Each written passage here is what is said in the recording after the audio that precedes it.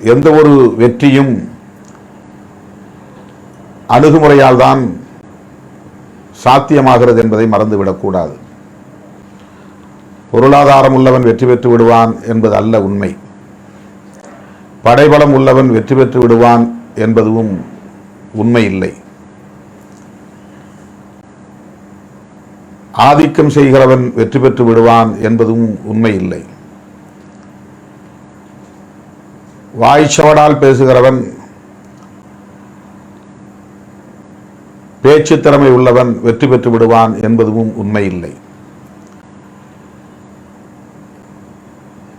சிறந்த கொள்கை வெற்றி பெற்றுவிடும் என்பதும் நடைமுறையில் சிக்கலான ஒன்றுதான். எவ்வளவு சிறந்த கொள்கை கோட்பாட்டை நாம் கொண்டிருந்தாலும், எவ்வளவு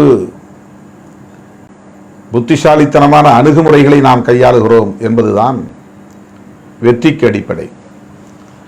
ஆகவே வெற்றிக்கு அடிப்படை என்பது அணுகுமுறைதான். அணுகுமுறை என்பதற்குள் தான் உத்தி, தந்திரம் என்பதெல்லாம் அடங்குகிறது. ஆகவே நாங்கள் பெரிய சக்தி, எனவே எங்களை ஒன்றும் செய்துவிட முடியாது என்று சொல்லுகிற யாரும் வெற்றி பெற்றதில்லை. நான் மிகப்பெரிய கோடீஸ்வரன் என்று சொல்லுகிற யாரும் யுத்தத்தில் வெற்றி பெறுவதில்லை. அதை நாம் கவனத்திலே கொள்ள வேண்டும். வெறுங்கை முழம் போடுமா என்று பழமொழி உண்டு. ஆனால் வெறுங்கை முழம் போடும் என்று சாதித்திருக்கிற ஒரு இயக்கம்தான் விடுதலை சிறுத்தைகள் கட்சி. எதுவுமே இல்லாமல் நம் பயணத்தை தொடங்கினோம். இன்றைக்கு மாபெரும் மக்கள் சக்தியாக, அரசியல் சக்தியாக நாம் நிமிர்ந்து நிற்கிறோம், எழுந்து நிற்கிறோம்.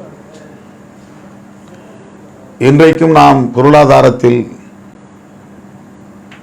சொல்லும்படியாக எதையும் நாம் சாதித்து விடவில்லை. வெறுங்கையோடு தான் களத்திற்கு போகிறோம்.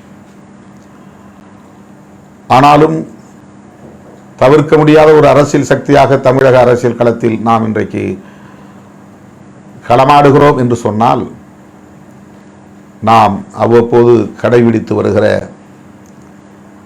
அணுகுமுறைதான் காரணம் என்பதை மறந்துவிடக்கூடாது.